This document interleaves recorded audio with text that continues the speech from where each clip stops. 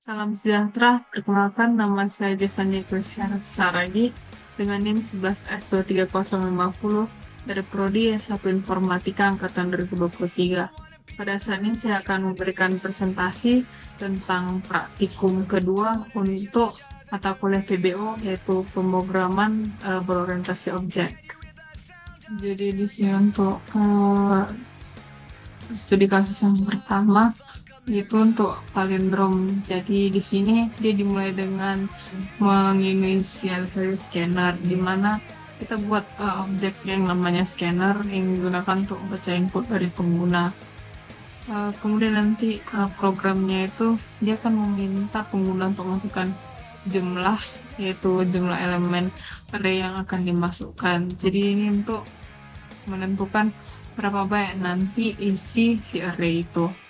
Setelah membaca integernya tadi atau inputannya itu yang berbentuk integer, nah di sini barulah masuk si input next line. Ini digunakan untuk mengonsumsi karakter new line agar input string dapat dibaca dengan benar.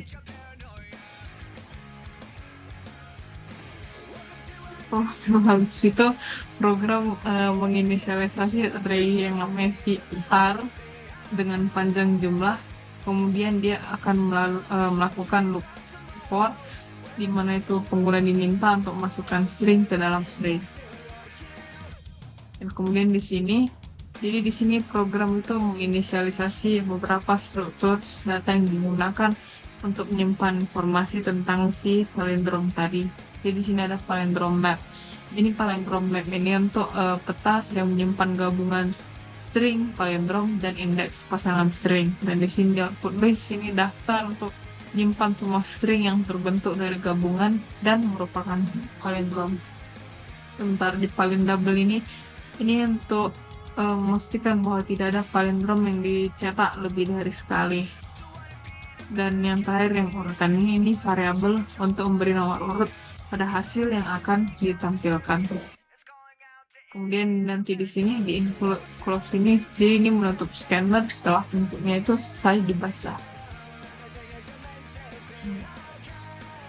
Kemudian di sini dari baris 21 sampai dengan baris 43, jadi ini adalah dua loop bersaran for program yang menggabungkan setiap pasangan string dari array R dengan syarat indeks I tidak sama dengan J.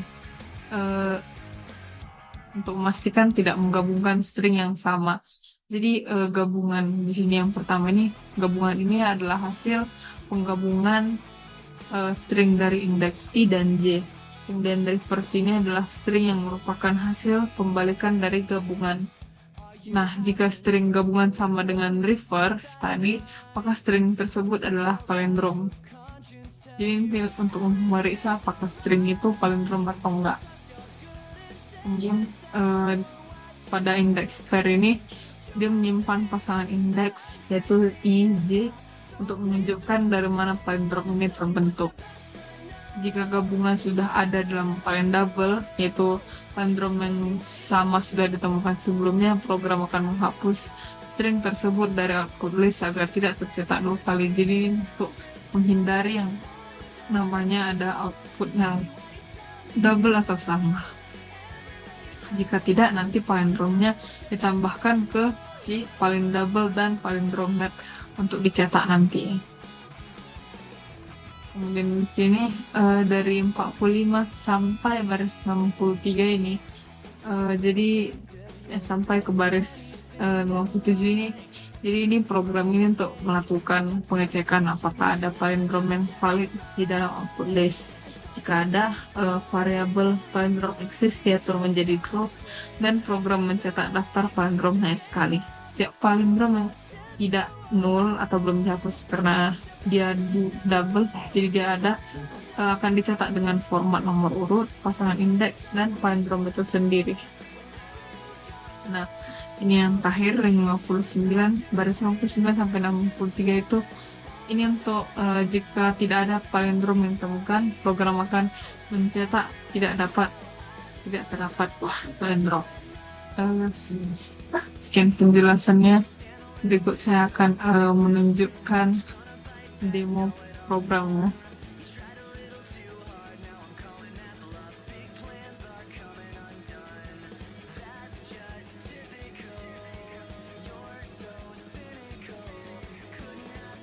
Jadi kita pertama masukkan berapa jumlah string kita mau masukkan. Jadi misalnya yang pertama itu kita coba masukkan 3 string, jadi itu pa, pa, pa.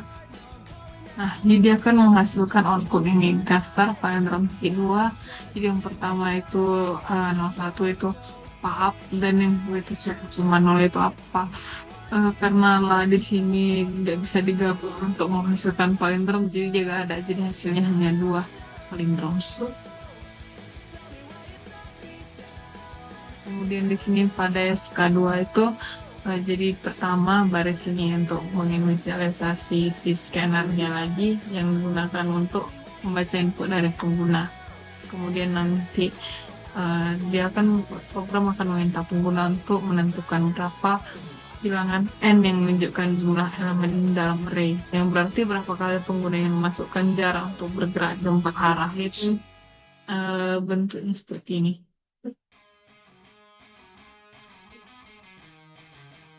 Kemudian di sini, jadi ini membuat array, sebuah array yang namanya R dengan panjang n yang digunakan untuk menyimpan langkah yang dimasukkan oleh pengguna. Dan di sini jadi ini dia akan program itu akan melalui loop for. Jadi program ini meminta pengguna untuk mengisi array R dengan jarak jumlah langkah yang akan diambil dalam masing-masing arah. Jadi ini untuk kayak sampai habis lah deminya tadi itu. Kemudian di sini, jadi pada baris ini dari baris 13 sampai 16 ini, jadi di sini program menginisialisasi posisi awal X sebagai 00 dan membuat 2 struktur data. Jadi di sini set string posisi dikunjungi ini digunakan untuk menyimpan semua posisi yang pernah dikunjungi, dan list string posisi berpotongan ini digunakan untuk menyimpan posisi yang mengalami perpotongan dilewati. Potongan itu maksudnya kayak dia dilewati lebih dari 1 kali. Posisi awal 00 itu langsung ditambahkan ke dalam posisi dikunjungi sebagai posisi yang pertama telah dikunjungi. Dan di sini dari baris 18 sampai 20, jadi baris ini mendefinisikan variabel arah untuk menentukan arah pergerakan.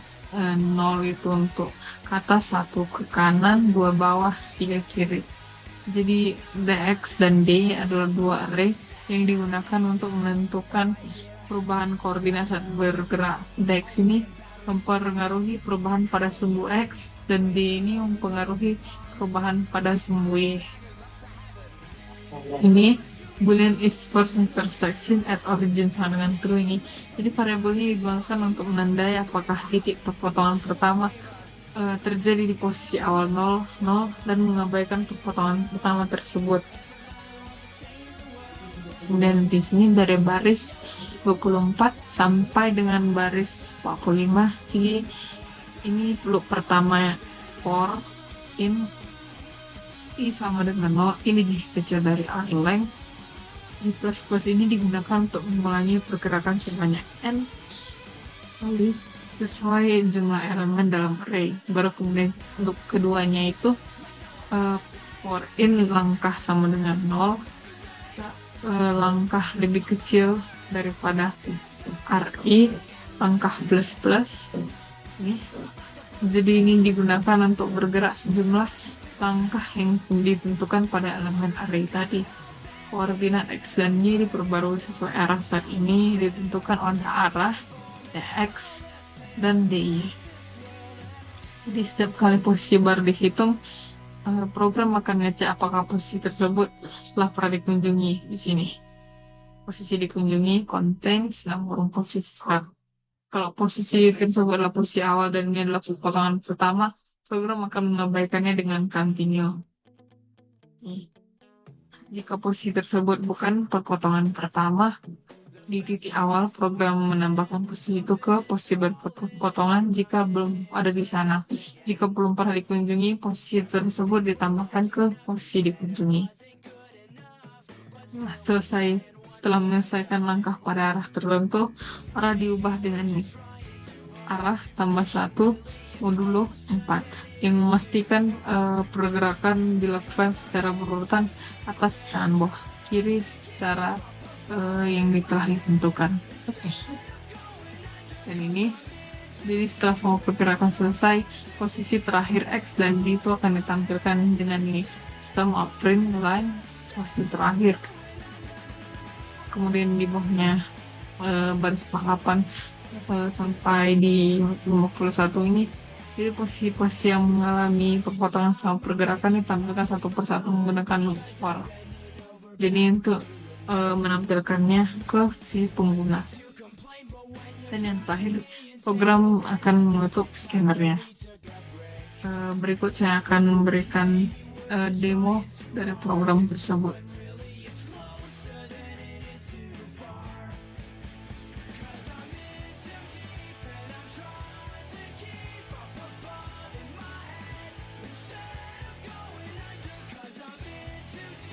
Jadi pertama kita masukkan 5, jadi nanti isi array-nya itu ada 5.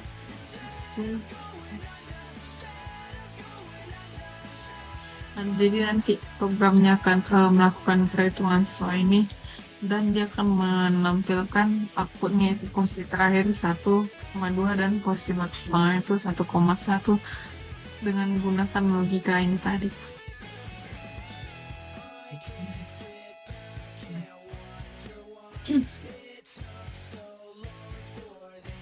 Jadi pada SK3 ini, jadi pertama itu kita membuat objek scanner lagi yang digunakan untuk membaca input dari pengguna.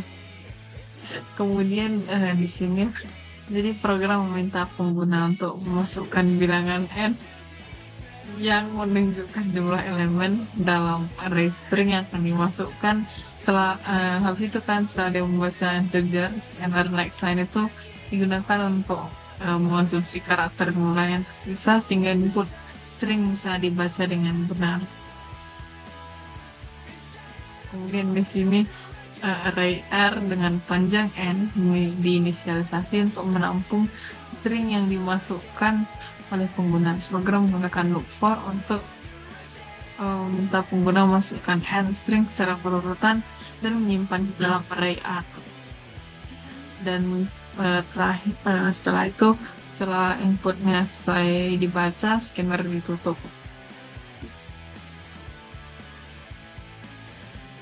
Nah, di sini dari baris 17 sampai 24 nih, jadi program menginisialisasi sebuah list string bernama concatenated strings untuk menyimpan string yang merupakan penggabungan dari string lain. Jadi dalam loop for ini, setiap elemen array-nya si R itu diperiksa satu persatu. Jika string current adalah hasil penggabungan dari elemen-elemen lain, maka string tersebut ditambahkan ke dalam si concatenated strings ini. Pengecekan dilakukan oleh fungsi is concatenation. Dan kemudian dari baris 26 sampai 34 nih, jadi setelah proses pengecekan selesai, program akan hasilnya. Jika tidak ada string yang merupakan penggabungan, maka pesan tidak terdapat ini. Pesan tidak terdapat string penggabungan akan ditampilkan. Jika ada string yang ditemukan sebagai penggabungan, program mencetak daftar string tersebut dengan urutan penomoran. Kemudian di sini dari 36 sampai dengan 41 ini, jadi fungsi ini bertujuan untuk memeriksa apakah string target merupakan hasil penggabungan dari elemen lain dalam array R. Pertama, array R itu direkonversi menjadi set string. Untuk memungkinkan pencarian yang lebih cepat, string target dihapus dari set. String target dihapus dari set agar kita tidak mencocokkan string itu dengan dirinya sendiri. Kemudian nanti fungsi can_for dipanggil untuk memeriksa apakah target bisa dibentuk dari elemen lain dalam set. Nah, yang terakhir ini 43 sampai 57 ini. Jadi fungsi ini bekerja secara rekursif untuk meriksa apakah string target dapat dibentuk dari elemen-elemen yang ada dalam set ini. Jika targetnya secara langsung ada dalam set, maka fungsi mengembalikan true. Kalau enggak, program memeriksa setiap kemungkinan pemotongan string target menjadi dua bagian, yaitu si prefix awalan dan si suffix akhiran. Jika prefix ada dalam set, nanti fungsi akan memanggil diri SD dengan suffix sebagai target baru. Ini nanti berlanjut sampai si suffixnya dapat dibentuk dari elemen dalam set atau semua kemungkinan kombinasi telah dicoba. Kalau nggak ada kombinasi yang berhasil, nanti fungsi akan mengembalikan false. Jadi kemudian saya akan menunjukkan demo dari program tersebut.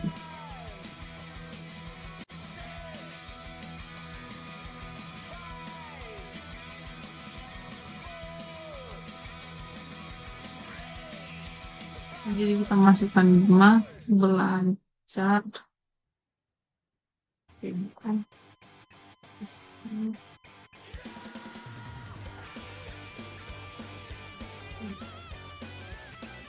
Nah, jadi dia akan menghasilkan daftar string penggabungan, yaitu si belajar PBO.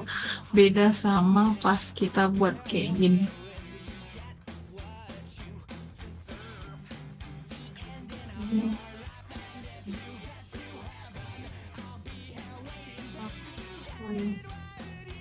Nah, jadi dia akan mengeluarkan hasil daftar string penggabungan itu gak ada karena ya di sini memang juga gak ada di inputannya tadi.